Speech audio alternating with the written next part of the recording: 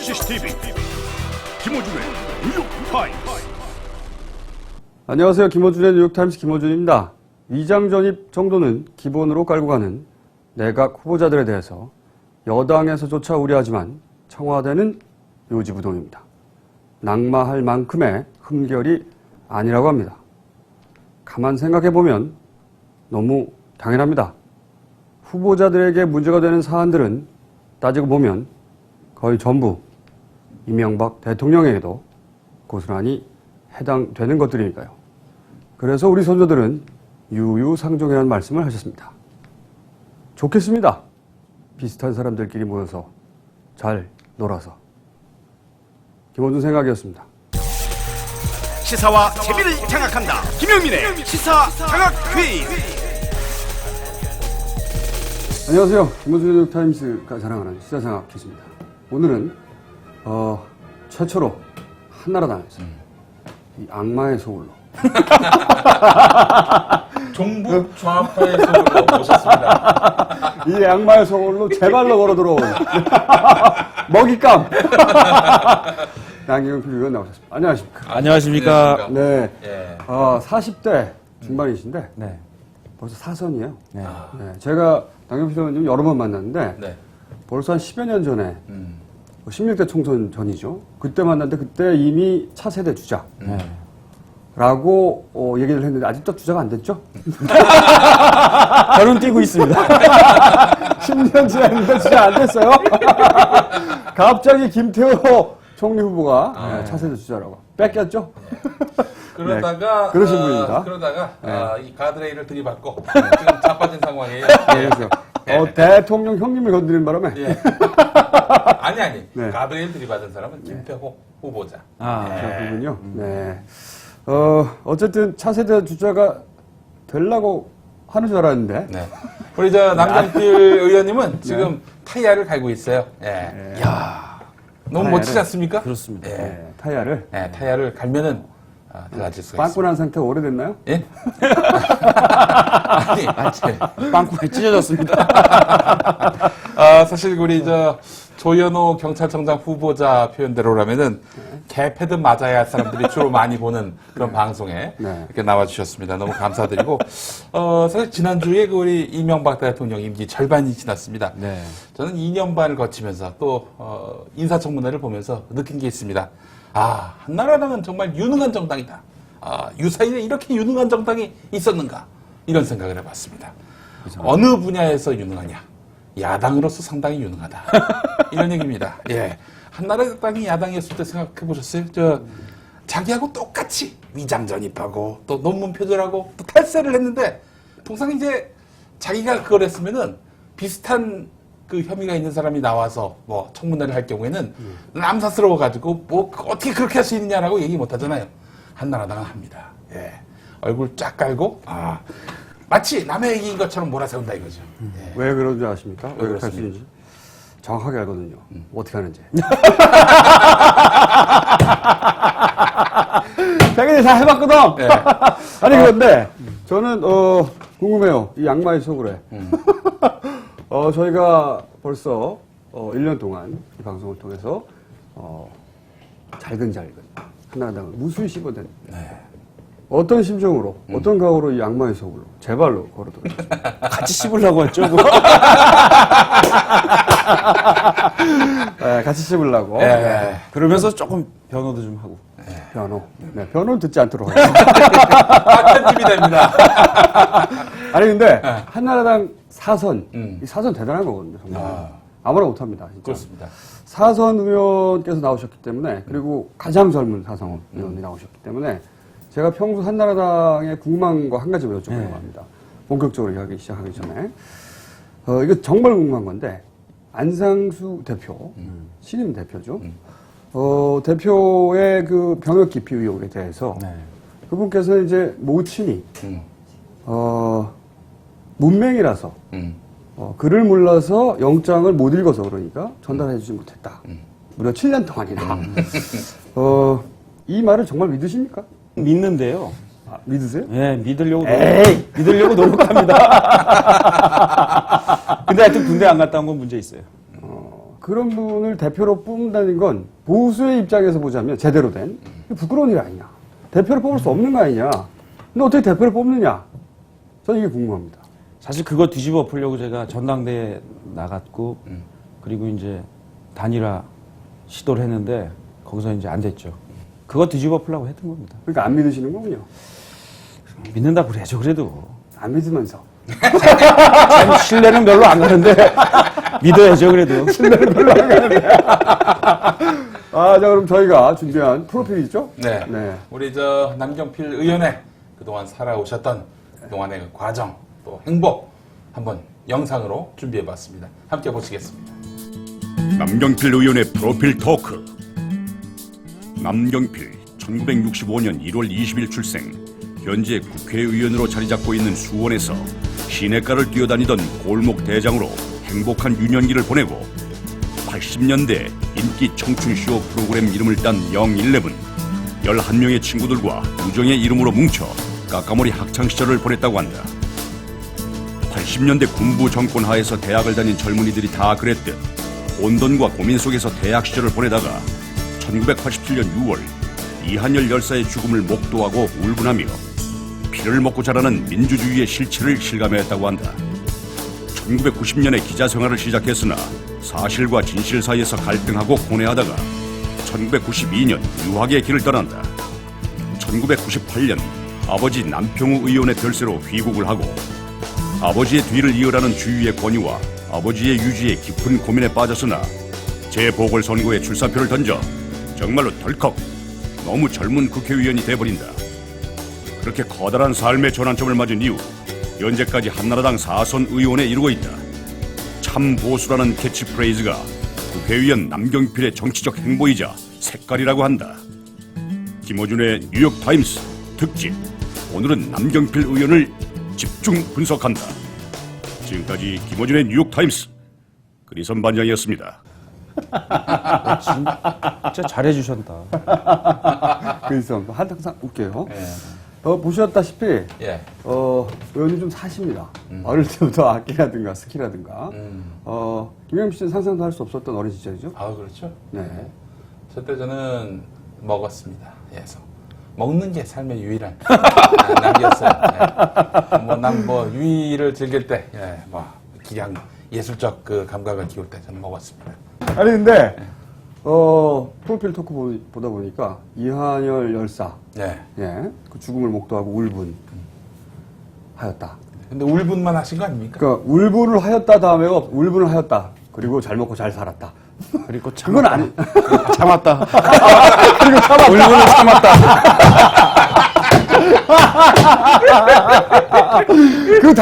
그 다음이 없어요. 예. 그 죽음이 본인의 삶에 미친 영향은? 근데 제가 사실 공부를 사회복지학을 전공을 해가지고요. 사실 이 구조적인 가난 이런 것들을 공부하면서 배웠거든요. 그게 연결됐던 것 같아요. 저희 과가 아주 사실은 오늘 여기 계신 두 분보다 훨씬 더 진지하게 그런 문제 고민했던 분들만 모여 계셨던 과라. 그리고 참았다 말고는 또 없었나요, 근데? 참고 지금 행동한다. 근데 그때만 하더라도 정치할 줄은 모르셨죠? 네, 몰랐습니다. 부친이 갑자기 돌아가셔가지고. 정치에 대해서 막연하게 이렇게 꿈은 있었는데 그렇게 빨리 할 줄 몰랐죠. 네. 30대 그때 33살이었거든요. 제가 아까 사진에 나왔는데 제가 그 의원님 그 정치생활 초창기 그죠? 그때 인터뷰를 했었는데 그때 제가 받은 인상 중에 그 강하게 남아있는 게 뭐냐면 전형적인 한나라당 의원하고 좀 다르다. 그 부분은 분명히 있어요. 뭐냐면은 무슨 말을 했냐면 의원님 좀 사시거든요. 사진에 나왔지만 근데 거기에 대해서 약간 부채의식이 있어요. 네. 얘기하는 걸 들어보면 그래서 이걸 돌려줘야 되는 거 아니냐. 그런 말씀을 하셨는데 진심으로 들렸습니다. 그때. 그런데 왜 한나라당에 가셨어요? 아무래도 좀 보수적인 집안에서 자랐고 네. 좀 있었고 네. 그래서 사실 그때 이제 그 98년도 보궐선거 할 때 네. 이제 민주당 정권 딱 들어오자마자죠. 그때 한나라당에 공천 신청했는데 공천을 거의 안 줬어요. 당선 가능성 별로 없다. 근데 민주당에 그때 아주 실력자 네. 또 김홍일 전 의원 네. 이 사람을 보내서 민주당을 와라. 당신 그 지역에 기반하고 우리 여당 힘이면 당선할 수 있다. 너 왜 근데 한나라당 공천도 안 주는 데 있느냐. 제안이 들어왔는데 사실 고민이 되더라고요. 근데 거절했죠. 하루 딱 고민해보고. 그 말씀은 이번에 처음 하신 겁니까? 공개적으로는 처음 한 것 같아요. 근데 왜 그랬냐면 제가 살아온 게 한나라당 수석계 살아왔는데 딴 당에 가는 게 안 맞다고 생각했고요. 또 하나 이제 정치를 쭉 해오면서 왜 계속 한나라당에 있느냐. 전 한나라당 DNA를 갖고 있고 또 하나는 한나라당을 변화시키는 게 대한민국 정치를 변화시키는 가장 빠른 길입니다. 10년 넘게 한나라당에서 쭉 정치를 하셨는데 한나라당이 안 변한 것 같은데요. 더 나빠지고 있어요. 조금씩 변했다가 또 나빠졌다. 이게 항상 발전이 이렇게 가는 게 아닙니다. 이렇게 사이클이 서서히 그렇죠. 올라가죠. 그래서 차곡차곡 올라가야 하는데 내려가고 있어요. 근데 이렇게 떨어지는 정도가 아니라 준설을 하고 있습니다. 지금 준설을. 6m로요? 예. 원래 땅이었던 걸 파내고 들어가고 있어요. 그 안으로. 예. 전혀 막는데 힘을 못 쓰시는 것 같은데요. 아니, 예를 들어서 자신이 가지고 있는 부에 대해서 부처의식도 느끼고, 예. 사회복지에 관심이 있고, 예. 그러면은 그걸 더 잘할 수 있는 당이 분명히 존재하지 않습니까? 그래서 제가 이제 참보수가 아니라 저는 진짜 보수란 말을 쓰는데 21세기의 진짜 보수가 아마 이 사회 안전망. 왜냐하면 보수의 가치는 이 사회 안정성을 지키는 거거든요. 네. 그 안정성을 지키려면 지금 시대 과거의 복지는 조금 흔히 얘기하는 있는 사람들 거 가져다가 없는 사람들한테 시해한다. 이런 측면이 강했거든요. 지금의 복지는 그게 아니거든요. 사회 유지 발전을 위해서 반드시 필요한 거기 때문에. 보편복지를 말씀하시는 그렇죠. 거죠. 네. 보편적인 복지가 지금 안 되면 사회 발전 유지가 안 되거든요. 그런 의미에서 무상급식은 어떻게 생각하십니까? 무상급식도 좋아요. 근데 저는 우선순위가 무상급식이 먼저냐는 조금 토론의 여지가 있습니다. 근데 무상급식 보편적인 복지 차원에서 전 앞으로 가야 될 방향이라고 생각을 하죠. 한나라당은 그게 가장 중요하지 않잖아요? 그걸 그렇게 중요하게 만들어야죠. 왜 그게 이미 있는데 이걸 만들어야 되죠? 왜냐하면 사람은 이제 시작한 것을 자기가 끝맺어 가는 것도 중요하고요. 또 그다음에 한국 정치에서 철새 정치인이 되면 안 됩니다. 그거는 일단 메신저로서의 기능을 상실하기 때문에 저는 한 방향을 가야 된다고. 자기 정체성이 안 맞는 게 더 문제 아닙니까? 아니, 정체성 안 맞는 맞아요. 것에 정체성을 계속 그렇게 맞춰갈 거고요. 좀 이상하다, 이거. 아니, 그 이명박 대통령은 참 보수입니까? 진짜 보수입니까? 어떻게 보세요? 제가 얘기하는 진짜 보수는요. 토목보수잖아요. 토목보수. 첫째, 국토보수. 기본을 하자, 기본. 군대 갔다 오자. 네, 군대 강바닥 보수. 세금 제대로 내야 된다. 네. 네. 그 다음에 법치. 네. 그 다음에 자유. 이게 가장 중요한 덕목이라고 생각해요. 네 개 다 별로 안 어울리는데. 한나라당. 판단해 주십시오. 아니, 이명박 대통령하고. 네. 자, 그럼 퀴즈를 풀어가면서 씹어볼까요? 예. 네. 자, 첫 번째 퀴즈는 우리 남경필 의원의 네. 자서전과 관련한 퀴즈입니다. 예전에 자서전이 나왔습니다. 모든 정치인은 자선을 씁니다. 예, 그런데 네. 예스24 또 알라딘 뒤져봤더니 절판됐습니다. 이것도 안 나와요. 그런 제목의 책이 없습니다. 왜냐면 그건 출마할 때 잠깐 내는 거거든요. 예.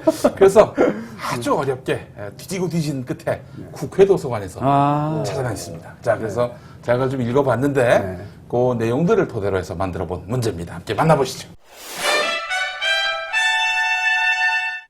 1번 문제입니다. 남경필 의원도 정치인이라면 누구나 그렇듯 자서전 성격의 책을 냈습니다. 책 제목은 깨끗한 물에는 물고기가 못 산다고요? 입니다. 혹시 남이 대신 써준 것은 아닌지 그 여부를 따져보고자 합니다. 다음 중 남경필 의원 책에 나오지 않은 내용은 무엇일까요? 1번 기자 시절 40대 장애인을 화성 연쇄 살인사건 용의자인 것처럼 이해되는 기사를 썼다. 2번 역시 기자 시절 선배로부터 너 프락치지? 라며 무안당했다. 3번 고등학생 신분으로서 불량 서클 01에 가담해 술, 담배와 더불어 디스코장 출입을 했다. 4번 오세훈 서울시장이 미국에서 유학했을 때 당시 거처할 곳을 알아봐 줬다. 5번 정형근 의원이 자신을 오렌지족이라고 했을 때 어린쥐족이라고 교정해줬다. 4번, 5번이 아닌 것 같아요. 4번, 5번이요. 네. 일단 답은 하나입니다. 여기서 대필이 확실한 게 들었네요. 대표는 제가 했다고 인정했는데.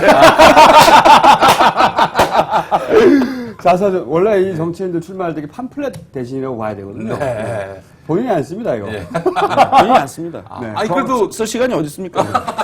보통 평소에 구라로 막 턴 거를 네. 주변에서 정리해가지고. 그 정도는 아니고 이제 구술 형식이죠. 구술 형식. 네. 아니 그것도 뭐 조선하고 봐야죠. 예. 그건 뭐 직접- 대필이란 게 이제 예. 직접 제가 그때 글을 아예 쓴건 생각하지도 않은 자기가 자기가 아, 쓰지도 그런 건 않고 아니에요. 그런 건 남이 아니에요. 쓰고 근데 오세훈 시장 거는 출마 시절에 오세훈 시장이 아니었어요 그때. 그렇죠. 예. 물론. 예. 근데 이제 유학할 당시에 유학할 거처를 당시 아 오세훈 변호사 얘기가 나오구나. 예, 예. 그러면은 5번이네요. 5번. 야.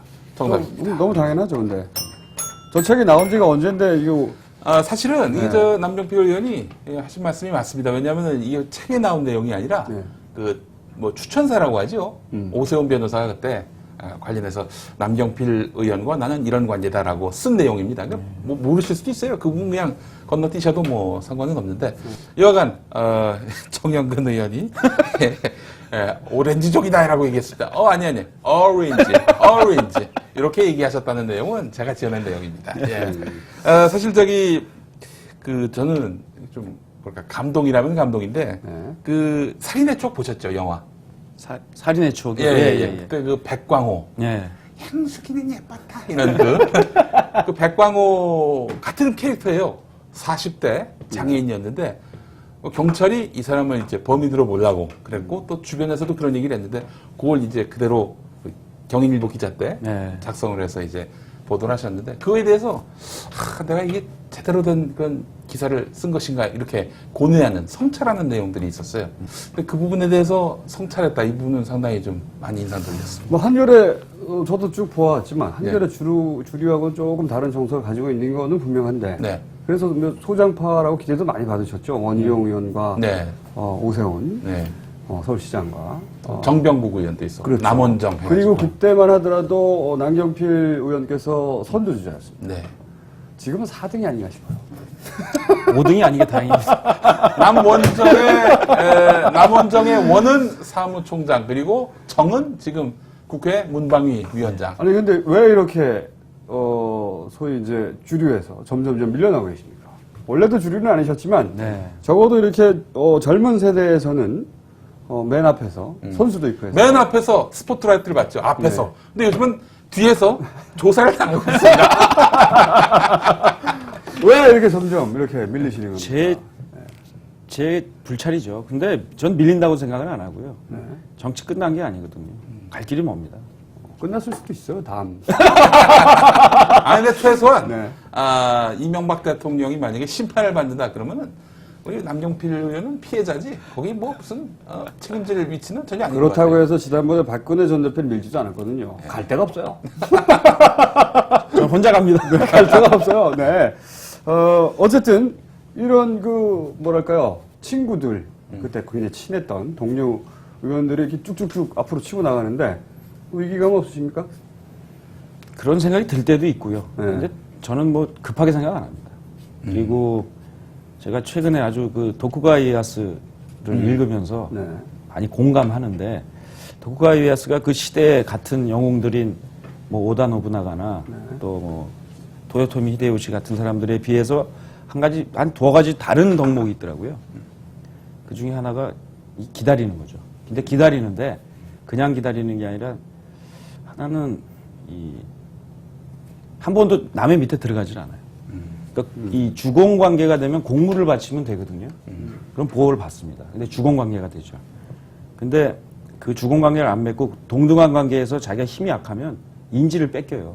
그래서 가족 부인을 뺏기든지 아이들을 뺏기든지 해서 그러나 한 번도 밑에 들어가지 않고 독자적인 노선을 괜히 계속 걷는다는 거 하나하고 또 하나는 그 시대의 이 영웅들이 목표가 그겁니다. 천하인이 되는 거. 천하통이라는 게. 그래서 본인이 권좌에 오르는 게 목표인데 도쿠가와 이에야스는 뭐 그럴 마음이 안에 없었겠습니까만 이 사람은 계속 얘기하는 건 자기는 천하인이 되는 게 아니라 이 전란에 지친 일본 국민들한테 평화를 갖다 주는 게 내 목표다라고 하고 실제로 중간에 이 도요토미 히데요시를 쳐서 이길 수 있는 기회가 있었는데 그때 안 합니다. 가신들이 다 자고 그러는데 이유는 뭐냐? 먹을 수 있다. 그러나 내가 먹는다고 해서 지금 평화를 유지할 수가 없다. 그러니까 난 평화 유지할 수 있는 힘이 있을 때 하겠다. 그래서 이런 두 가지 차이점이 있는 것 같거든요. 다른 사람들하고. 좀 그런 정치인 하고 싶어요. 네. 그래서 그 이상덕 의원을 쳐서 이길 수 있는 기회가 있었음에도 안 하셨나요? 그때는 뭐 해도 안 되는 사람이었지. 그 아버님께서 고 남평우 의원이셨는데 그때 그 경일보 회장이셨죠. 네. 그때 이제 수습 기자로 들어가셨단 말이죠. 그때 이제 뭐 눈총을 많이 받으셨다는 네. 내용이 자서전에 있었고 또 그 선배 한 명이 술 취한 채 들어와가지고 야 남경필, 너 프락치지? 이렇게 얘기를 했다. 여기서 프락치는 아버지가 보낸. 예, 그렇죠. 그 상황을 좀 한번 또 사내 들어보고 싶습니다. 감찰. 예. 그때는 감찰했었는데 내가 사실 여기서는 기자라고 하면 안 됩니다. 예. 아버지 회사에 알바를 했다고 해야지. 이게 냉정한 평가죠. 근데 뭐 그런 생각으로 아버님 당선시키려고 사실은 들어갔어요. 처음에 동기는. 저기 국회의원. 저희 아버님이 88년에 떨어지시고 예. 92년도에 당선되시거든요. 근데 88년에 떨어지신 다음에 네. 그때 이제 떨어진 이유들이 몇 가지 있는데 너무 언론의 평가가 안 좋았다 해서 적극적으로 그럼 언론을 인수하자 해가지고 네. 경인일보를 그때 인수하신 거죠. 네. 그리고 제가 회사에 그럼 아버님 도와드리겠다고 사찰하러 들어갔다가 정말 프락치로 들어가신 거예요? 뭐 뿌락치까지는 안 해도 뭐 아버님 도와드리겠다는 생각을 한 거니까 네. 들어갔는데 정말 선배들하고 친해졌어요. 제가 마음 성심성의껏 하고 처음에는 다 기자들이 얼마나 유별납니까? 네. 회장 아들 들어오면 싫죠. 근데 이제 처음엔 그런 시각을 갖고 하다가 제가 정말 이 마음을 열고 하니까 선배들이 마음을 열어줘가지고 제 자서전을 구술할 때 도와주시고 써주신 분이 당시에 이제 그때 아마 우리 경인일보 노조위원장을 하셨을 거예요. 아주 글을 잘 쓰는 분이세요. 근데 그 선배가 이제 글을 도와주셨고, 그리고 이제 마지막에 제가 이제 유학 가려고 나오려고 할 때쯤에 노사 붕괴가 있었는데 네. 저를 협상 대표로 해서 제가 진짜 사측이에요? 노측이에요? 노측에. 노측에. 그래서 이제 경영진도 설득하고 아버님 설득해서 이제 하는 역할을 저한테 맡길 정도로 나중에 너무 친해졌어요. 아버지 회사에 노조 협상. 아마 그 굉장히 특이한 일이었을 근데 거예요. 말씀 듣다 보니까 예. 이 언론의 평가가 좋지 않았다. 예. 그래서 낙선했다. 그래서 그렇다면 언론의 평가가 좋도록 노력해야 될 때가 아니라 언론을 인수했다. 이게 우리나라 보수의 사실은 언론 대처 방법입니다. 네. 이명박 대통령도 그렇게 하는 거거든요, 사실. 언론의 평가가 무섭다. 그러므로 잘해야 되겠다가 아니라 다 장악해버려. 네. 이거 아닙니까? 이제 바뀌어야죠. 그럼. 과거의 파라다임입니다. 인정을 하시는군요. 그럼요. 과거에 뭐 다 잘만 하고 살았겠어요. 네, 본인이 그렇지 않다. 네. 그러니 시켜달라. 네. 그러니까 한번 대통령 하시겠다는 얘기네요. 꿈은 있습니다. 좀 이따 그거를 예. 또 무너뜨려 드리겠습니다. 두 자, 번째 그러면 퀴즈. 예. 2번 문제 함께 하시죠. 2번 문제입니다. 정형근 그리고 이상득 두 정치인. 남경필 의원을 별로 안 좋아하는 인물로 정평이 나 있지요. 2003년 정형근 의원이 송두율 교수가 북한 간첩이 맞다는 증거라며 제시한 것은 무엇이었을까요? 1번 3.5인치 디스켓을 복사기로 복사한 종이. 2번 김일성 주석에게 직접 받은 선물 증거품. 3번 조선노동당 창건 기념일 당시 평양 강연 비디오 테이프본. 4번 북한 신문과 가진 단독 인터뷰 종이 발행본. 5번 레닌 동상 앞에서 촬영한 사진 줄력본.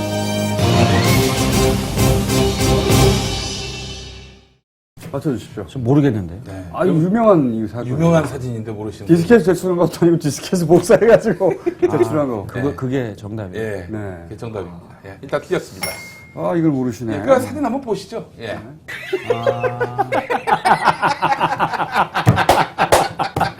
디스켓을 복사해서 네. 자기가 디스켓을 보여드리겠다 해가지고 종이로 그걸 보여줬는데 예, 마님의 웃음을 자아냈던. 근데 어쩌다가 이 정영현 의원과는 이렇게 사이가 안 좋아지셨어요?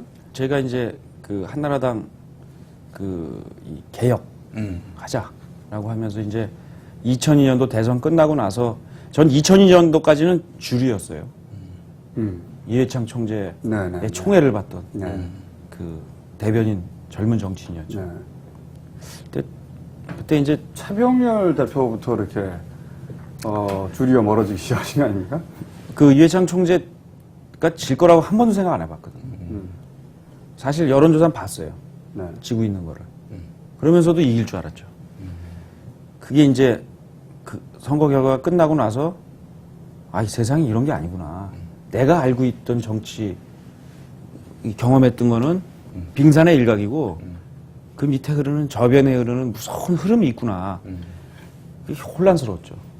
그러고 나서 그 이후에 그 당시 서청원 대표가 그 대선을 책임지고 물러나야 되는데 안 물러나고 네. 그때 이제 그때 그거를 무슨 뭐였죠? 그 개표가 잘못됐다고 해가지고 네. 그 소송을 걸죠. 네. 그 과정에서 제가 아 이건 아니다. 이게 민주주의에서 이 지면 승복하고 그걸 따라줘야 되는데 그걸 하지 않는다. 그리고 그걸로 책임을 미루고 이 체제를 계속 가는 건 안 맞다 해가지고 제가 스스로 사표를 냅니다. 대변인 사표를 내고 그리고 그때부터 제가 이제 비주류의 길로 들어가죠. 본격적으로 한나라당 개혁에 대해서 이제 하니까 당시 이제 정영근 선배가 의총에서 공개적으로 이제 공격을 한 거죠. 근데 딱 보니까 이게 색깔을 이렇게 갖고 판단하시잖아요. 네. 두 부류로 보통 봤던 것 같아요. 빨간색하고 네. 파란색. 세상에는 빨간 인간과 파란 인간들이 있는데 이게 색깔이 이상한 인간이 나온 거예요. 분명히 저게 파란 인간이어야 하는데 가끔씩 보면 불구죽죽한 얘기를 하는데 남경필을 빨갱이로 몰아가면 사람들이 웃지. 그러니까 새로운 색깔이 탄생을 한 겁니다. 그래서 오렌지 색깔이 이제 갖다 씌운 것 같아요. 그래서 저한테 아마 그런 공격을 했고 아마 그래서 앞에 서서 선두에 서서 싸우는 자를 일단 예봉을 꺾어야 그래야 그들의 주장이 이 힘을 잃게 되니까 예. 아마 제가 아마 그 태생이 그렇지 않았으면 아마 빨간색으로 지켰을 것 같아요. 그런데 사찰까지 받았다는 건 결국 이제 많은 언론들이 이제 지목하듯이 분석하듯이 이상득 의원 형님을 건드려가지고 지금 괘씸해가지고 이런 거 아니냐라고 분석하는데 본인은 어떻게 생각하십니까? 뭐 그런 심증은 있어요. 심증? 은 있는데 그게 어떤 그 정치인 또 명예를 먹고 사는 정치인에게 심증 가지고 이렇게 한 거 아니냐라고 주장하기는 어렵습니다. 그래서 전 심증을 갖고 있고 다만 이제 앞으로 어떻게 하면 이 진실을 밝혀낼지 거기에 골몰하고 있죠. 영포회는 실체가 있는 겁니까? 영포에는 좀 약한 것 같아요. 그거는 그냥 뭐 이렇게 그 지역 출신들만 한 거고 실제로 이제 많이 문제가 됐던 건 선진국민연대 이게 좀 문제가 특별히 언론에 공개되지 않은 정황 같은 게 있나요? 그런 건 없습니다. 특별히 그 이상득 부의장님이나 이런 개인과 연관된 것들은 없어요. 그러니까 제가 그 말하자면 밑에서 알아서 충성 경쟁하는 차원에서 조사했다는 저는 겁니까? 그거 혹시 보셨어요? 미국 드라마 24시라는 거. 네, 맞습니다. 거기 보면 더 컴퍼니라고 나오잖아요. 네. 군산복합체. 네. 이 자들은 대통령도 나중에 살해해요. 바꾸고. 그 대통령의 처음에야 그렇게 시작 안 했겠지만 각 기관에 곳곳에 퍼져 있어가지고 그 더 컴퍼니의 이해를 위해서 심지어는 대통령까지 살해하는 짓을 저지르잖아요. 전 지금 이걸 저지른 자들은 전 그렇다고 생각합니다. 제 사찰 문제건 같은 경우도 제가 직접 문건을 보진 않았지만 한 3건 내지 4건이 되는 것 같은데 내용을 보면 정말 이 국세청 기록, 공항 출입 기록 검찰, 경찰의 이 조사 내용, 아니면 뭐 국정원의 어떤 정보 보고 이런 것들이 같이 이루어지지 않으면 할 수 없는 내용들이라고 해요. 네. 근데 이 기관들의 장들이 그랬냐? 저는 그렇게 생각하지 않습니다. 뭐 대통령이 지시해서 저는 그렇게 생각하지는 않아요. 저는 대통령의 형님이 지시해서. 저도 그것까지 그렇게 생각하지 않습니다. 그러니까 이 자기들의 어떤 작은 이제 권력이 형성이 됐거든요. 그 권력을 지키기 위해서 인사에 개입하고 또 인사를 개입하다 보면 여러 국정농단이 생기는데 이 권력을 지키기 위한 사조직들이 퍼져 있어서 이번에 문제가 된 것도 이 공직지원관실이라는 조직을 통해서 사적으로 운영이 되고 그게 사적인 통로에 대해서 보고된 게 문제가 된 거거든요. 네. 그래서 이 집단들 저는 2010년판 빅브라더스라고 표현을 하는데 이 집단들이 하는 일을 이번에 밝혀내는 것이 임무다. 네. 그 세력들이 제가 걱정하는 것은 더욱더 걱정하는 것은 이 세력들이 처음에는 힘이 미약했어요. 근데 지금은 걷잡을 수 없이 커졌습니다. 불가사리 같아요. 근데 이런 조금 더 걱정되는 것은 다음 대통령 선거에서 자신들의 이런 권력을 유지하기 위해서 한나라당 후보를 선정하는 과정에도 정권 재창출 과정에 자신들의 힘을 이용하려고 할 가능성이 높습니다. 저는 그게 굉장히 걱정이 돼요. 권력을 잃으면 이제는 당할 테니까. 다 밝혀지겠죠. 네. 아니 어떻게 휴대전화를 지금 도청당한다고 생각하십니까? 심증이 있습니다. 네. 아, 거의 모든 국회의원들은 그렇게 생각하더라고요. 네. 그 또 하나 더 여쭤보면은 만약에 이상득 의원의 지시로 드러났다. 뭐 드러나기는 쉽지 않겠습니다만은 그럴 경우에는 어떻게 대처하시겠습니까? 그거는 뭐 그냥 만약은 얘기 안 하겠습니다. 그때 되면 그러면- 그게 드러나면 저한테 다시 인터뷰 기회를 주십시오. 그럼 이상득 의원은 전혀 모르고 지시도 없고 오로지 야매바처럼 혼자 컸다고 생각하십니까? 그건 알 수가 없죠. 그러니까 판단을 전자와 후자의 가능성이 다 있다고 봐요. 근데 그 판단을 제가 하기에는 그 대목의 정보가 너무 없습니다. 이명박 대통령이 결국에는 중간이 될지 최종이 될지는 알 수 없습니다만은 이 민간인 사찰 의혹에 몸통으로 지목받고 있는 박영준 전 총리실 차장을 지식경제부 차관으로 네. 이제 임명을 했단 말이죠. 이거 어떻게 봐야 될까요? 그 말이죠. 최근에 대통령을 뭐 근래 뵌 적이 없어서 여쭤봐야 되는데 그건 여쭤볼 기회가 없었어요. 그러니까 충성하면 보장해준다. 남들이 뭐라 하든 이거 아닌가요? 당연히 뭐 그런 이유일까요? 저도 잘 모르겠어요. 정말. 그런 이유겠죠. 저 같으면 그렇게 안 할 텐데. 네, 그렇게 하고 있는 이명박 대통령의 의도는 그런 거 아닙니까? 그럴 수 있겠죠. 네. 자, 다음 문제에서 그럴 수 있겠죠. 크게 네. 뽑아주시고. 다음 문제에서 또 관련한 이야기가 이어집니다. 네. 자, 3번 문제 보시죠. 3번 문제입니다. 다음 김태호 총리 후보자가 했던 말 중에 사실이 아닌 것으로 드러난 것은 무엇일까요? 1번 박연차는 2007년 이전까지 몰랐다. 2번 도청 직원을 가사 도우미로 쓰지 않았다. 3번 저축하고 남은 돈 155만 원을 생활비로 썼는데 황제 같은 삶을 살았다. 4번 부인이 관용차를 쓰지 않았다. 5번 선거용에 쓴 6억은 아버지 3억, 나 3억해서 은행에서 빌린 것이다.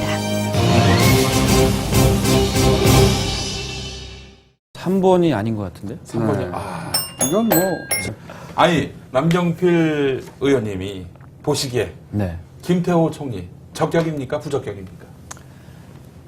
내일이 투표 날인데 네. 좀 그거는 제가 유보로 하기 그래서 지금 안 되는 겁니다. 차기 주자가 아직도 이렇게 마음이 약해가지고 뻔히 하고 싶은 말이 있는데 왜 안 하세요? 정치인이니까. 내가 연예인이면 다 하지. 김대중 정권, 노무현 정권 시절에서라면 이 정도라면 낙마 시켰겠습니까? 안 시켰겠습니까? 한나라당에서. 낙마시키려고 노력은 했죠. 한나라당에서. 근데 이제 결국은 표결이니까. 그러니까 표결 결과를 당연히 낙마시키려고 했겠죠. 한나라당이. 표결 결과를 묻는 게 아니라 네. 낙마되어야 마땅하다고 한나라당이 주장하지 않겠습니까? 했겠죠. 네, 당연히. 예. 그럼 똑같은 기준으로 보자면 낙마돼야 마땅하다는 평가를 할 수 있지 않습니까? 그렇죠. 그런 평가를 할 수 있는데 네. 문제는 이제 야당도 또 마찬가지인 게 있거든. 본인들도 또 과거에 그런 문제가 있던 거를 어떤 분은 낙마시킨 경우도 있지만 네. 그런 문제가 있어서 안 되겠다는 걸 또 임명을 하고 넘어간 경우도 있기 때문에. 그런데 이 정도까지는 아닌 것 같은데요. 아니 그렇다 하더라도 정도 차이. 아니, 김태호 후보자는 진짜 이게 대체 아니 이게 뭐 무슨 여러 가지 위장 전입 논란 뭐 이런 거 다 떠나서 거짓말을 했잖아요. 그러니까 거짓말 부분보다 거짓말도 뭐 중요한 부분이고요. 네. 그거보다는 저는 법 위반 여부를 보고 따질 거예요. 실정법. 네. 또 구체적으로 실정법이면 어떤 부분을? 뭐 정치자금법이라든지 아니면 뭐 위장 전입했으면 그게 무슨 주민등록법인가요? 예. 뭐 등등. 네. 이제 법도 예를 들면 도로교통법 좀 운전 위반했다고 낙마시킬 수는 없잖아요. 근데 이제 법과 관련돼서 제가 왜 이 얘기를 하냐면 한나라당이 보수로서 법치주의를 얘기했거든요. 네. 법치주의는 자꾸만 좀 이상하게 적용이 되는데 국민들한테 법 지켜라. 이건 법치주의의 가장 마지막 단계에 나오는 거고 국가기관이 인치를 하지 말고 법에 의해서 운영을 해라라는 게 첫 번째고 권력이 많은 사람일수록 법을 지켜라. 그래야 국민들한테 당신도 법을 따르라고 할 때 권위가 쓰는 거기 때문에 저는 공직자들이 법을 지키는 것이 가장 중요하고 한나라당이 법치주의를 내걸려면 법을 위반한 경우에 그것도 이제 심각한 법안 위반인 경우에는 저는 이 임명돼서는 안 된다고 봅니다. 그러면 잠깐만요. 예. 신재민 후보나 다른 후보들 중에 이 사람은 절대 안 된다는 건 그렇게 질문하기보다는 네. 이 사람은 괜찮다. 이 사람은 해야 된다. 그게 물어보면 나머지는 아니란 얘기 아니야. 예. 이 사람은 괜찮다가 네. 없죠 거의. 예. 남경필 시키면 괜찮아요. 이재호 특임장관 후보자 어떻습니까? 하여튼 유보로 하겠습니다 오늘. 뭐하러 나오셨어요 그러면? 자, 한 가지만 더 여쭤보겠습니다. 정치인이니까. 요거는 OX로 여쭤보겠습니다. 김태호 후보자는 이명박 대통령이 박근혜 전 대표 대항마로 내세운 인물이다. OX. X. X? 아니다. 대항마 여러 가능성 있는 사람 중에 하나 정도 생각했겠죠. 대항마고 하면 꼭 1대1 이런 분위기 있잖아요. 네. 너무 터무니없이 저기 높은 자리를 준 거 아닙니까? 총리라는. 그래서 사실 저희도 좀 기대했던 게 뭐냐면요. 김태호 총리 지명자 같은 경우에 일단 그 도지사를 했고 또 저희가 일일이 뭐 삶을 다 들여다볼 수는 없었으니까 상당히 젊고 그 이 역동적인 리더십을 좀 보여주면 우리도 좀 덩달아 같이 이 젊은 정치인들의 주가가 좀 올라가고 그러니까 이 페이스메이커로 저희들도 참 좋은 카드다라고 생각을 했는데 그러면서 저희가 아쉬워요. 김태호 총리 후보는 이명박 대통령의 아바타다. X죠. 그건. X입니까? 아바타는 말도 좀 잘 의미가 다른 듣고 것 같아요. 예? 네. 거스를 것 같지도 않고 이런 의미의 아바타니까. 그게 아바타라면 뭐 그럴 수도 있겠네요. 아바타하고는 좀 다른 것 같아요. 예. 네. 잘못 봤습니다. 그럼. 잘하세요, 좀. 질문이 안 좋으니까 답이 잘 안 나와요. 아이고 재밌었어요. 예. 자, 저희가 저희만 이렇게 질문하기보다는 우리 시민들 또 전문 패널들, 네. 패널이라기보다는 전문가들, 이 전문가들의 그 남경필 의원에 그렇죠. 대한 궁금 전문가 질문이 필요하죠. 네. 저희는 야매거든요. 야매는 싼데. 자, 그렇다면은 질문 한번 받아보겠습니다. 먼저 시민의 질문부터 만나보시죠. 아버님이 정치인이셨고 그리고 그 지역구를 물려받아서 정치를 시작하게 됐다 이렇게 그런 소문도 들었고요. 한나라당 내 진보라는 얘기를 좀 많이 들으시는 것 같은데 그리고 입 바른 소리도 많이 하시고 약간 다른 한나라당 의원님들과 다르게 느껴집니다. 그렇게 확실히 그런 성향을 띠고 활동하게 된 어떤 결정적인 계기가 있으신지요? 네. 뭐 저도 초반에 얘기했지만 합리적 보수가 합리적 보수에 대한 일만의 어떤 가능성을 남경필 의원에게서 발견하는 사람들이 조금은 있나 봅니다. 네. 네. 어쩌다 그렇게 됐냐 이런 질문인 것 같은데. 네. 생각보다 많이 있습니다. 네. 많이는 못 만나봤어요 제가. 왜냐하면 암약하고 있기 때문에. 아니 근데 진짜 이런 질문도 드릴 수 있을 것 같아요. 한나라당에는 뭐가 있기에 이단을 계속 고집해야 하는 건지. 꿀단지가 있습니다. 꿀단지요. 무슨 꿀단지가 있어요? 아, 그건 제가 미국 사람 두 사람 얘기를 좀 할게요. 네. 하나는 루즈벨트 대통령의 경우에 제가 굉장히 존경하거든요. 근데 그분은 진짜 제대로 된 오렌지죠. 아주 사촌형이 데오도르 루즈벨트 대통령도 했고 아주 정치부 명문가였는데 어떻게 보면 가장 기득권 층에서 자라나고 태어난 분인데 사실 이분이 집권하고 나서 자신의 출신 이런 세력들하고는 정말 그 세력들을 배신했다는 얘기를 들을 정도로 정책들을 그 당시에 대공황을 탈출시키기 위해서 지금 얘기하면 서민 정치죠. 양국화해서 이런 거에다가 모든 정치를 쏟아붓고 결국 예를 들면 좌파가 그런 아주 진보적인 색깔의 것을 추진하는 것보다는 어떻게 보면 우파에 있는 사람이 진보적인 색깔들을 가져가는 것이 훨씬 이 우파들이나 기득권 세력들의 저항이나 이런 것을 최소화하면서 이제 일을 할 수 있는 거거든요. 루즈벨트 대통령 같은 경우에 보니까 대공황 극복하고 막바지에는 거의 90%까지 세금을 걷더라고요. 가장 상위 세금을 내는 사람을. 100만 원 벌면은 90만 원을 냈어요. 실제로. 세금으로. 근데 그걸 제가 어디서 이제 실질적으로 그런 내용들을 알았냐면 뉴욕 타임즈의 칼럼니스트고 작년인가 재작년에 노벨 경제학상 받은 폴 크루그만 교수가 쓴 미래를 말하다 그 책의 내용이 결국은 정말 옛날에 바보야 문제는 경제야 이렇게 얘기를 했잖아요. 근데 그게 아니라는 거예요. 바보야 문제는 정치야. 그 내용, 그 책의 내용은 계속 그런 거고요. 그 중에 대부분의 내용이 공화당이 중도적인 정책을 올 때 미국 정치가 가장 정쟁이 없었고 그리고 양극화가 가장 완화됐고 중산층이 가장 두꺼웠던 미국 사람들이 가장 행복했던 대압축의 시대였다. 근데 공화당이 오른쪽으로 너무 치우쳐버리면 극단적인 이 정쟁이 벌어지고 국민 갈등이 심화되고 또 양극화가 심해졌다. 그러면서 이제 부시 대통령 시절을 이제 예를 들고 그래서 저도 거기에 대해서 전적으로 동의하는데 그 두 가지를 합쳐보자면 이 기득권을 가졌던 세력들이 오히려 그 기득권을 내놓으려는 노력하는 것이 중요합니다. 대통령이 돼서 대통령의 권한을 스스로 줄여나가려고 하는 것이 더 중요하고요. 국회의원이 국회의원의 권한을 조금씩 줄여나가려고 하는 노력들이 필요하고요. 또 하나 한나라당에 뭐가 있느냐. 저는 한나라당을 중도적인 세력으로 자꾸만 변화시키고 끌고 오는 것이 대한민국 전체 정치를 발전시키고 국민들을 편안하게 해주는 지름길이라고 생각하기 때문에 그 꿀단지를 지금 계속 찾고 있습니다. 근데 우리나라 보수는 이미 오른쪽 막 가 있어요. 이미. 이 미국의 공화당처럼 그런 시절을 겪고 보편복지를 얘기하기도 하는 시절이 있었던 게 아니고 이미 오른쪽 한참 가 있지 않습니까? 또 조금씩 왔다 갔다 했죠. 언제요?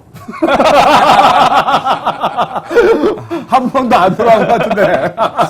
조금씩 왔다가 갔다 그랬습니다. 미국 관심 없으신 분들 보기에는 맨날 거기 있는 것 같지만 나름대로 열심히 노력했어요. 그 얘기도 길어질 것 같으니까. 그건 다음에 저는 친서민 한번. 정책 온 것도 네. 물론 말이 단어가 친서민이지 어디. 일단 단어부터 말도 안 하는 사람들이 있습니다. 말이라도 하고 말만 하는 게 더 미워요. 말만 하는 게. 염장은 지르는. 사기야 사기 그러면. 두 번째 전문가. 네. 우린 야매니까 이쯤하고. 남 의원님 안녕하세요. 의원님을 처음에 2000년에 뵀으니까 이제 한 10년 된 것 같은데요. 당시에도 당내 민주주의와 개혁을 촉구하는 소장파셨습니다. 그런데 아직도 가끔 기사에 보면 원조 소장파 이런 표현이 등장하는데요. 올해 전당대회에 출마하셨다가 단일화 과정에서 드롭을 하셨는데요. 언제까지 비주류를 하실 건지 한나라당에서 남 의원님이 주류가 되실 수 있는지 그걸 하나 여쭤보고 싶고요. 그리고 이제 4선 중진 의원이신데 스스로 자신의 정치적 미래를 어떻게 그리고 계신지 궁금합니다. 제가 사실 좀 조사를 해봤는데 그 이번에 그 당대표 선거 관련해서 정도원 의원과 단일화 하셨는데 뭐 양보를 하신 셈이 됐죠. 네. 그리고 2006년에도 또 단일화를 하셨어요. 네. 김문수 경기도지사. 경기도지사에 대한 꿈을 가지셨는데 김문수 지사한테 양보를 하셨습니다. 날마다 양보만 하세요. 그러게 말이에요. 그 맨날 유보한다 그러고 평가를 부탁하는. 뭐 좀 이 정치적 전문용어로 뭐가 있나요? 예. 야매용어로 메가리인데.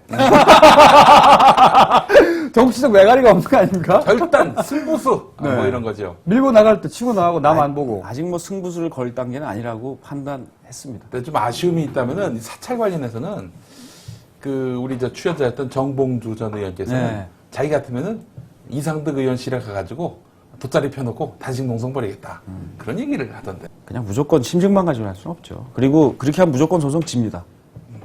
이제 사실관계가 있어야 이제 그 소송에서 이길 수가 있거든요.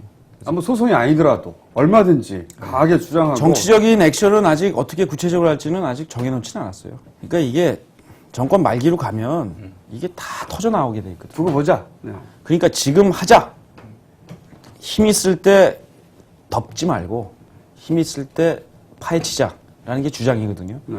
근데 주장을 계속해서 혼자 안 할 겁니다. 조금 넓혀갈 겁니다. 넓혀가는데 결국 못 밝혀내면 나중에 터져 나오죠. 그때는 진짜 속수무책이죠. 제가 왜 그 특정인을 거론 안 하냐면요. 이게 권력 싸움으로 가면 저는 자유와 인권이란 가치를 지켜내는 쪽으로 가고 싶어요.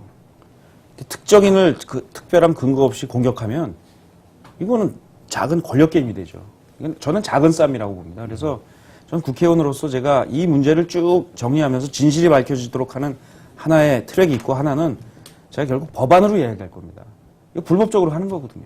그럼 이걸 못하도록 아예 법을 더 강화시키고 꽁꽁 묶어놓는 그런 그 국회의원으로서의 또 제가 할 일들이 있습니다. 자, 마지막 질문 그러면. 사회부에서 근무를 하다 보니 현장에서 많은 서민들의 이야기를 듣습니다. 특히 청년, 대학생들은 정부가 내놓은 실업정책이나 등록금 정책에 대해서 별다른 실효성을 느끼지 못하겠다라고 이야기를 하는데요. 현장에서 느끼는 서민정책과 그리고 정부가 내놓은 서민정책 사이에는 상당한 괴리감이 있는 것 같습니다. 남경필 의원님은 한나라당 내에서도 소장파로 꼽히시는데요. 현 정부의 서민정책의 문제점이 무엇인지 그리고 남 의원님이 생각하시는 서민정책이란 어떤 것인지 말씀해 주시죠. 소장파라는 말이 너무 많이 나오네요. 네, 제가 보기에는 이러다가 예. 60대도 소장파라는 얘기를 듣습니다. 그거 좋은 거예요. 그때 소는 키 작은 소예요. 어쨌든 이 서민 정책 얘기 나오는데 사실 서민 정책보다 이명박 정권 하면 딱 떠오르는 건 4대강이에요, 4대강. 서민 정책과 아무 상관없네요. 4대강을 친환경. 그것도 역시 저기 뭐야 일자리 문제 해결을 위한 네. 어떤 뭐 묘약인 것처럼 얘기도 하고 그건 역시 친서민이라고도 얘기하는 네. 그런 사람들도 있는데 어떻게 이런 4대강에 대한 친서민, 친환경, 일자리 뭐 대책 이런 평가에 대해서는 어떻게 보십니까? 4대강 사업, 이 치수 사업이라는 데 대해서는 저는 동의해요. 근데 PD 수첩 보면 거기서 뭐 큰 과정 없었다고 저는 생각하는데 홍수, 물 부족 하고 크게 상관없지 않느냐. 데이터상으로 볼 때 명백하게 그렇지 않습니까, 사실? 그러니까 그렇게 오해받을 수 있는 부분들, 이게 오해입니까? 오해죠. 오해인지 아닌지 나중에 봐야 알죠. 이게 진짜 오해라고 생각하십니까? 그건 뭐 보는 관점에 따라 다르겠죠. 근데 의원님께서 어떻게 보세요? 그러니까 그 오해를 없애자 이거죠. 그래서 준설량도 좀 줄이고 설명은 150년 주기를 200년 주기로 그걸 믿으십니까? 했다는 거거든요. 혹시? 아니 정부 얘기를 다 믿으면 어떻게 해요? 다 믿지 말라는 얘기 아니라 그 부분만. 그 부분만 똑 떼서 말씀드려요. 그래서 좀 줄이자고 했어요 저는. 그게 맞는 것 같고요. 근데 그 의도는 뭐라고 보세요? 애초에 6m 파는 거는. 그러니까 홍수가 나는 걸 방지해야 되는데 100년 주기로 했던 걸 200년 주기로 하려니까 그렇게 됐다는 거예요. 그걸 믿으시냐고 그죠? 제 말은. 또 정부에서 시리어스하게 얘기하면 또 믿어주고 그래야죠. 그러나 오해를 없애자. 그럼 믿긴 믿으십니까? 어떤 걸요? 그러니까 6m 파는 이유가 오로지 오로지 치수 때문이라는 걸 믿으시냐고요. 그러니까 조금 못 믿을 대목이 생길 수 있으니까 좀 줄이자라는 거죠. 근데 저는 그것을 예를 들면 친환경으로 볼 거냐 아닌 거로 볼 거냐는 정말 가치관의 차이라고 봐요. 가치관의 차이라고 생각하지는 않습니다. 그렇게 애매모호한 문제인가요, 이게? 저는 이렇게 봐요. 일반 국민들이 저는 4대강과 관련돼서는 저는 아예 4대강이 처음부터 필요하고 운하까지도 필요하다고 생각하는 분들이 국민 한 25% 정도 있는 것 같고요. 이건 뭐 치수고 나발이고 다 필요 없다라는 분들이 25% 정도 있어요. 나머지 중간에 한 50% 정도는 우리 물 부족 준비해야 된다. 그리고 4대강 정비해야 되고, 그 다음에 이 지금 아주 썩어가는 물, 이걸 수질 개선해야 되는데, 이렇게 빨리 하지 마라. 그리고 너무 그 국민들한테 대운하로 오해받을 수 있는 부분들은 좀 조정해서 해라. 그리고 국민들 의견 받아들이면서 해라. 이게 저는 한 대다수의 국민들의 뜻이라고 생각합니다. 근데 지금 그 무시하고 막 밀어붙이고 있지 않습니까? 속도를 내고. 이 부분은 왜 그렇습니까? 왜 이렇게 속도를 낼까요? 저는 그건 야당한테도 잘못이 있다고 봐요. 그러니까 물론 이게 어떻게 야당한테 책임을 물 수 있겠습니까? 왜냐면요. 예. 이런 겁니다. 니네 4대강 이거 중간에 그 합의의 길이 있었어요. 근데 그 합의하는 길을 가지 않고, 그러니까 예를 들면 예산으로 이제 되거든요. 중간에 합의하고 가면 어느 정도 절반 정도나 이제 한 3분의 1 정도 선에서 막아낼 수 있는 길이 있는데, 그거를 결국 그렇게 하는 것보단 니네들 다 해. 그리고 국민들한테 나중에 결국 잘못되면 니네들 심판받을 거야. 이렇게 가는 거는 그건 정치적인 논리죠.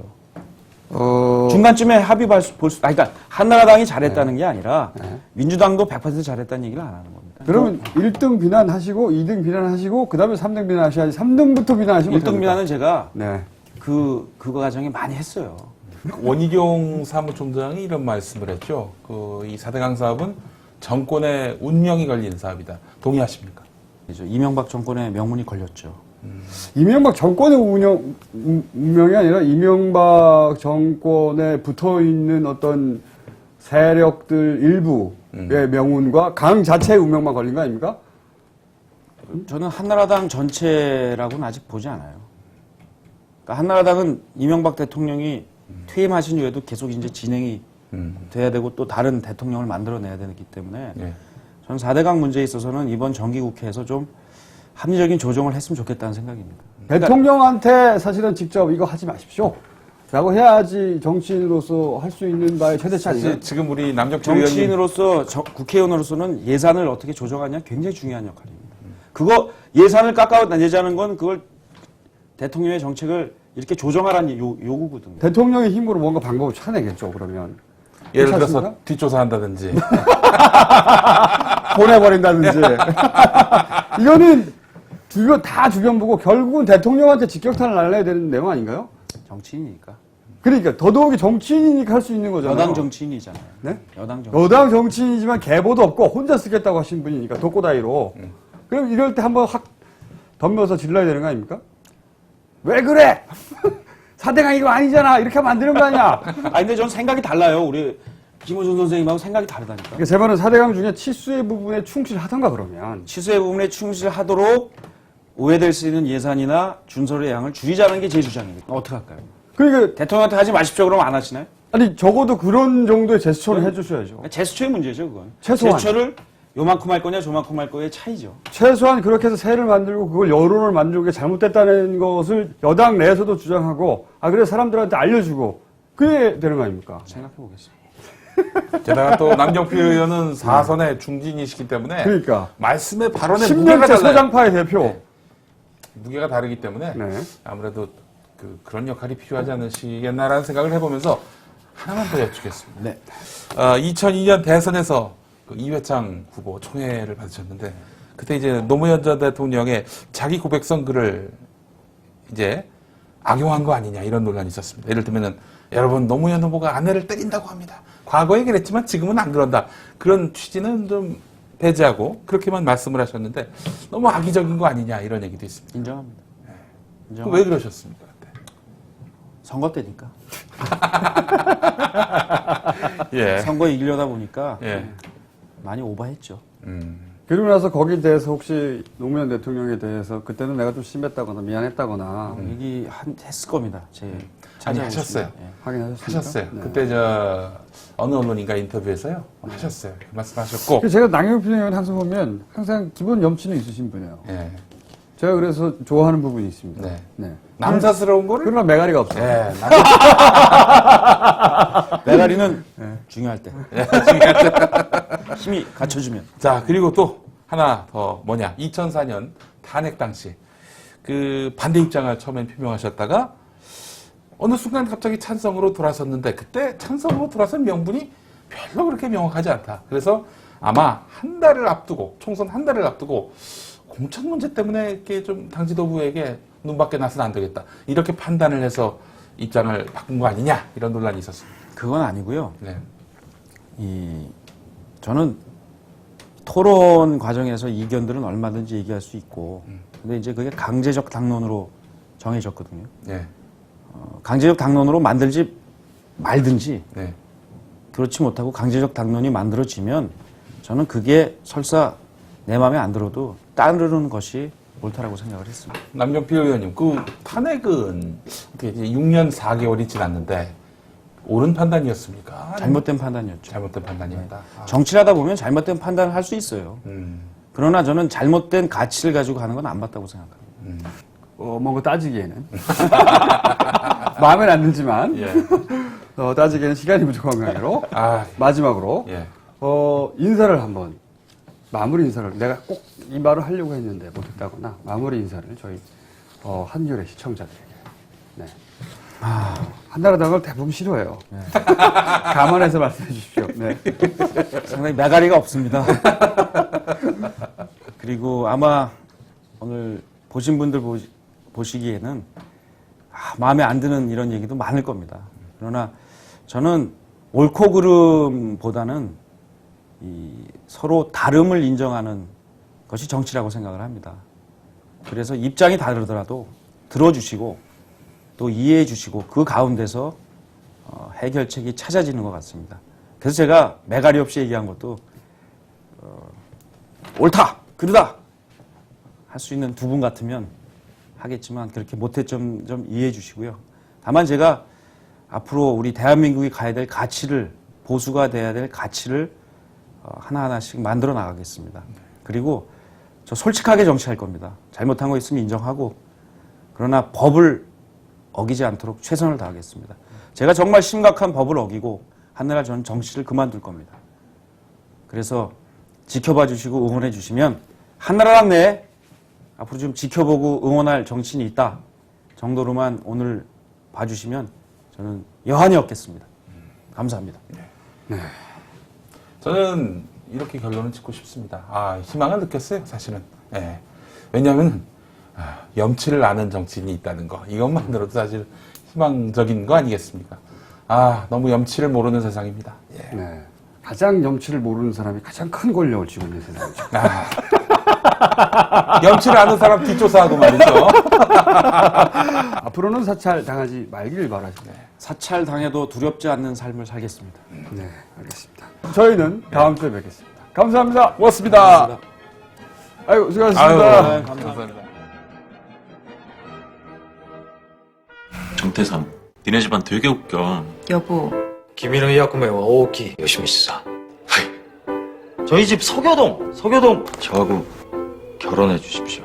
착한 척 그만하고 그만 징징대. 너무 쉽게 친일 그러는데 속사정 모르고 막말하면 안 되는 거죠. 왜 이렇게 구석탱이에서 있냐? 너 이러다 나고자 돼. 우리 집안 이만큼 건사할 수 있는 거 이 할아버지 덕분이라고